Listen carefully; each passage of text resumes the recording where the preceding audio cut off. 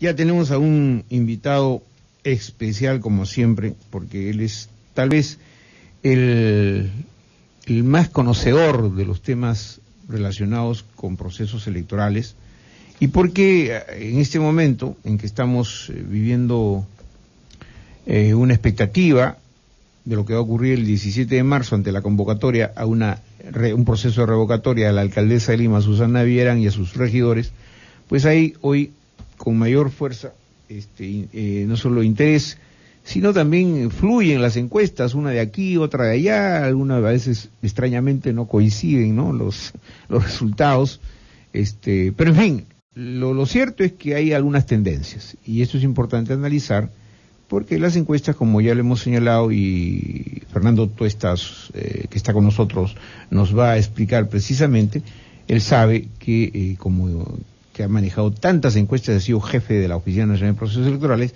con toda esa larguísima experiencia que además tiene de analista político, nos puede ayudar a conocer este escenario de la próxima revocatoria. Don Fernando Tuestas Soldevilla, buenos días, bienvenido a Radio Nacional. Buenos días, tengan todos ustedes. Analicemos un poco este escenario de la revocatoria. Hoy día de Perú 21 publica una nueva encuesta, la de Datum, ¿no? Donde aparentemente las cifras no parecen, de acuerdo a esta encuesta, favorecer a Susana Villarán, pero estas son fotografías del momento, ¿no? Todavía las campañas intensas no se han dado a favor del no o a favor del sí. ¿Cómo la observa Fernando Tuestas? Bueno, la última encuesta publicada hoy día en Perú 21 de Datum, de alguna manera confirma lo que ya hace algunos días se publicó en otro diario local en relación a la encuesta de CPI. Más o menos todas coinciden, ¿ah? Sí, más o menos. Además coinciden en algo, pueden haber puntos más, puntos menos, y es claro que para los promotores de la revocatoria han logrado que justamente la posibilidad de revocar a la alcaldesa siga manteniéndose pues en un porcentaje muy alto, ¿no? Bastante alto.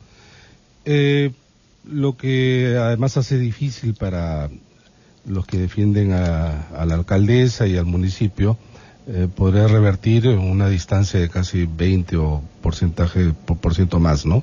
O más. Sin embargo, yo creo que es necesario aclarar algunos aspectos, no tanto derivado de las encuestas, o quizás sí cuando se hacen las preguntas. La consulta popular de revocatoria no ha sido solicitado para revocar a la alcaldesa de Lima solamente. Ha sido solicitado para revocar al conjunto del Consejo Provincial de Lima. Esto no es poca cosa, porque los resultados de la consulta popular del 17 de marzo crean diversos escenarios, justamente porque el pedido no solo fue para la alcaldesa de Lima. Pregunta que lamentablemente uno no escucha o no observa en los medios de comunicación. Hay que preguntarle a los promotores de la revocatoria si es que ellos están tan en desacuerdo con la alcaldesa de Lima, ¿por qué no solicitaron revocar a la alcaldesa de Lima? Lo que se está pidiendo es revocar a la alcaldesa de Lima y a los 39 regidores. De todos los grupos representados. De todos los grupos representados. Como la revocatoria es, según manda la ley, un ejercicio de derecho que se efectúa individualmente, las posibilidades, los menús que se van a crear, que se crean para ver escenarios posibles son muchos. Y entonces, entre ellos, incluso cosas tan extremas como que podría no revocarse a la alcaldesa y sus regidores, y sí, por ejemplo, los regidores de la oposición. Y entonces la pregunta es ¿por qué? ¿No? ¿Por qué? Y esto no lo sabe la ciudadanía, y esto sí lo saben los promotores de la revocatoria. Porque lo que se quiere, en realidad, es que existan nuevas elecciones municipales. Y eso se consigue también al amparo, ciertamente, de la ley, si se revoca a 14 miembros del Consejo, esté o no incluida la alcaldesa. esté o no incluido la alcaldesa. Se tiene que convocar elecciones. Se tiene que convocar a nuevas elecciones municipales que probablemente sean el último trimestre de este año. Pero incluso de esos 14 no necesariamente tiene que ser ni siquiera de su grupo, porque lo que vamos a encontrarnos el 17 de marzo los electores de Lima es una cédula, una boleta de votación con 40 nombres indistintamente, claro, por orden, con los nombres, donde va a estar el sí y el no, y se tiene que, o se puede marcar hasta 40. Si es que se revoca a 14, repito, incluso esté o no la alcaldesa, hay nuevas elecciones municipales para cubrir los puestos de esos revocados. Ahora bien, y este es muy importante, se está centrando en la alcaldesa. Y cuando se dice que esto puede crear problemas en el municipio, es con independencia, en algunos casos, de lo que le sucede a la alcaldesa. Porque si es que se revoca a 14 y no se revoca a la alcaldesa, hay unas nuevas elecciones municipales y allí competirían, digamos, por 14 puestos, ojo, que además a los limeños no le va a importar mucho, 14 puestos que serán repartidos entre los partidos que compiten en esas elecciones, pudiendo en el extremo incluso que sean nuevos partidos que no están en el Consejo. Esa repartición de escaños ingresa al Consejo, digamos 14 ingresan dentro de los 40. Allí la mayoría, que en este caso lo tiene Fuerza Social, se perdería.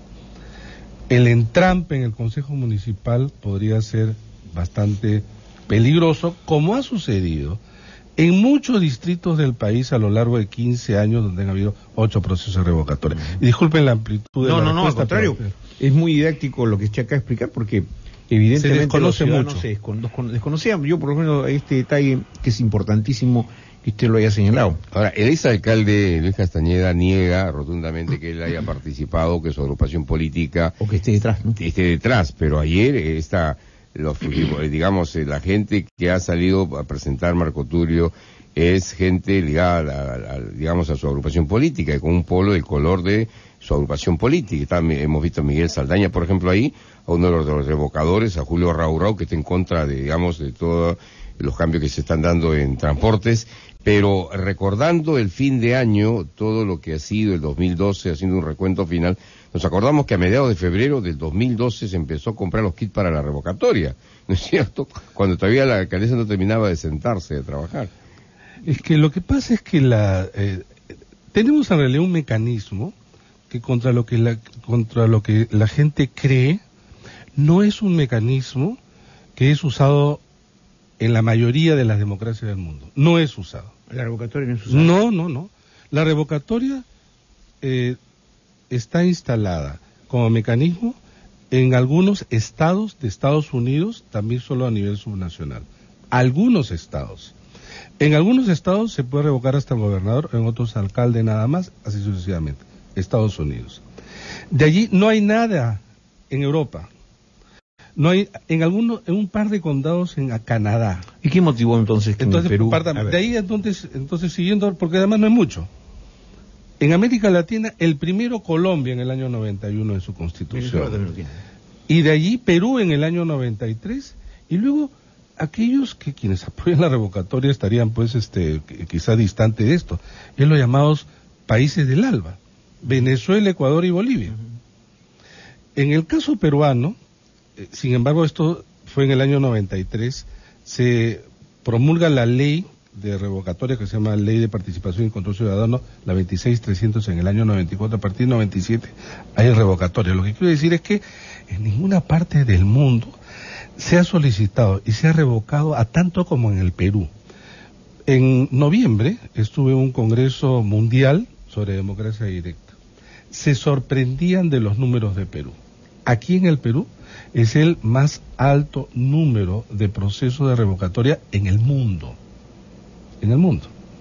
Y donde se ha revocado también alcaldes distritales en un número bastante alto, que por supuesto los limeños no conocemos, porque esto se da en distritos pequeños, pobres, rurales, etcétera, donde la ingobernabilidad, producto del impacto de este mecanismo, es pues pavoroso, ¿no?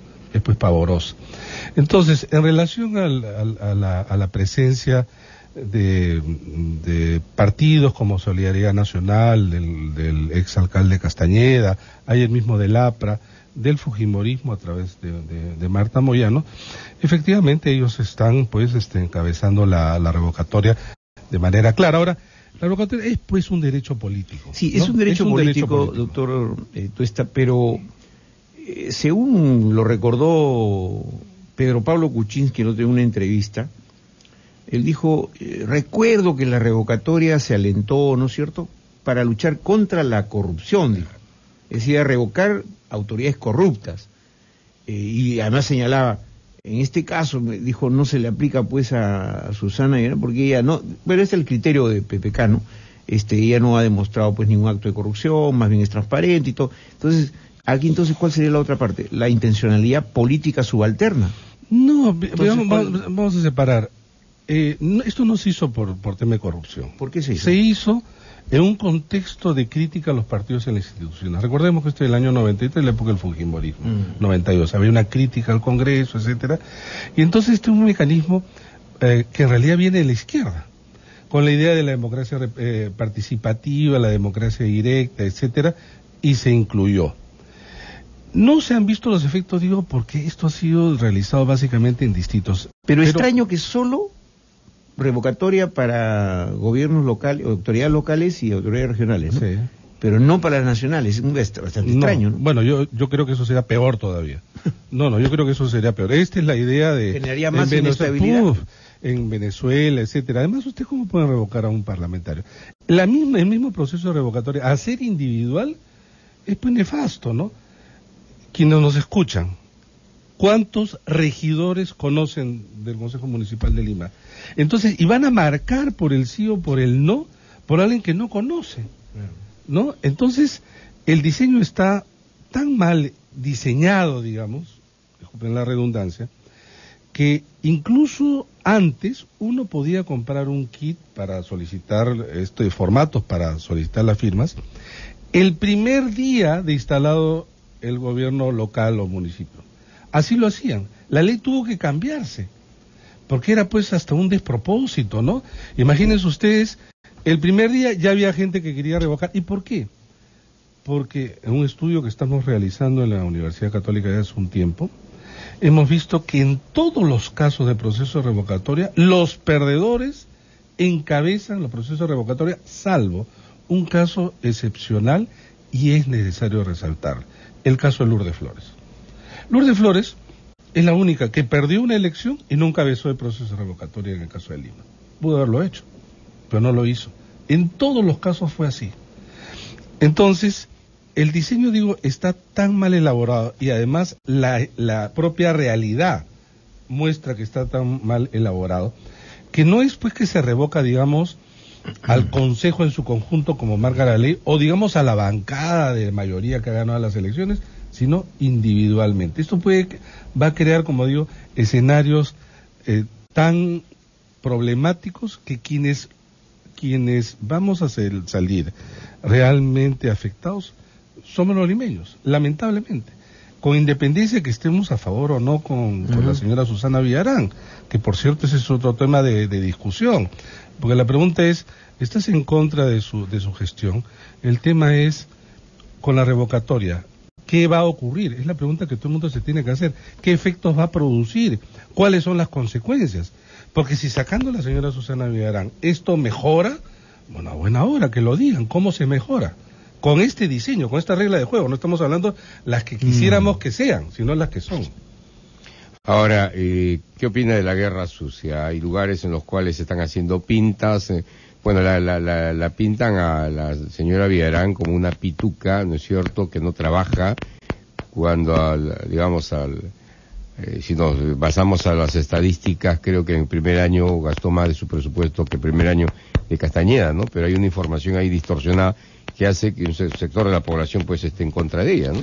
Bueno, sí, miren, en los procesos de consulta popular revocatoria siempre polarizan porque es una alternativa, es una disyuntiva entre el sí y el no. En consecuencia, esto que suele llamarse guerra sucia, no solamente va a ocurrir, sino se va a exacerbar. se va a exacerbar. Es una campaña polarizada, es una campaña donde todos los argumentos lícitos e ilícitos se van a mostrar o van a aparecer. Uh-huh. Es un proceso bastante complicado. Van a ver, esto no es nada de lo que va a pasar en adelante. Lamentablemente acá no va a ganar Lima. Sí, pues. No va a ganar Lima. Bueno, una pregunta que tiene una connotación política, evidentemente, es que la señora Keiko Fujimori ha declarado ayer en la televisión que le parece que si eventualmente la señora Nadine Heredia se presentase para postularse a la presidencia de la República, sería una reelección, según ella, encubierta, ha dicho, ¿no? ¿Cuál es el comentario de Fernando Tuesta Soldevilla? Aquí hay dos aspectos que se cruzan, ¿no? Que siempre es, por eso complejo la respuesta. Yo sí creo que en realidad la primera dama está impedida de postular en el 2016. Por la ley esta que se promulgó en el tiempo de Fujimori. Pero eso por un lado, ¿no? Y porque la ley específicamente, y además no ha sido modificada, tiene este propósito. Para conocimiento de tus amigos, hay una ley electoral, la ley orgánica de elecciones, donde se establece un artículo que la esposa no del mandatario, o puede ser el cónyuge, cualquier caso, y ¿no? Familiares sí, no pueden directos. postularse en el mandato siguiente, o sea, en el mandato siguiente, porque sería un proceso casi ilegal, porque utilizaría recursos, ¿no es cierto?, del Estado para hacer su campaña. Como no existe la reelección en el Perú, esto es luego de alguna manera completado con que los familiares directos, que incluye a la esposa, no pueden postular, ¿no? De parentesco en este caso. Yo sí creo que no puede postular. ¿Y si se deroga la ley? Esa es otra cosa.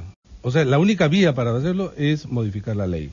O ese artículo específicamente. No, ese artículo, claro, se hace referencia a ese artículo, ¿no?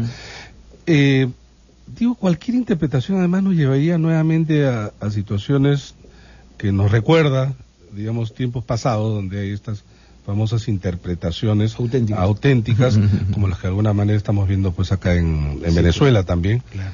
Y donde no le hace bien a la institucionalidad ¿Lo de democrática. Venezuela ha sido forzado? Absolutamente forzado. Ese Tribunal Supremo lo ha forzado un reconocimiento de la continuidad, del concepto de continuidad administrativa. Se han demorado tanto en este tema, es que el camino que han escogido es una respuesta supuestamente legal, pero es política, ¿no? Pero es una respuesta política. Y llegado el caso el día de ayer, ante una situación hasta realmente tragicómica, ¿no? Ahí no es posible. O sea, el presidente Hugo Chávez, las posibilidades que retorne al mando del gobierno pues son mínimas, ¿no? Lo que están en realidad evitando es convocar nuevas elecciones de manera inmediata, en realidad como corresponde, ¿no? Don Fernando Tuesta Soldevilla, un experto, un analista político, un hombre que ha manejado la Oficina Nacional de Procesos Electorales, que ha tenido a su cargo la dirección de opinión, ¿no? Del Instituto de Opinión de la Universidad Católica. Está actualmente haciendo investigaciones, como es casi toda su prédica permanente, a favor del esclarecimiento de estos temas, pero fundamentalmente en defensa de la democracia, como él mismo lo ha señalado.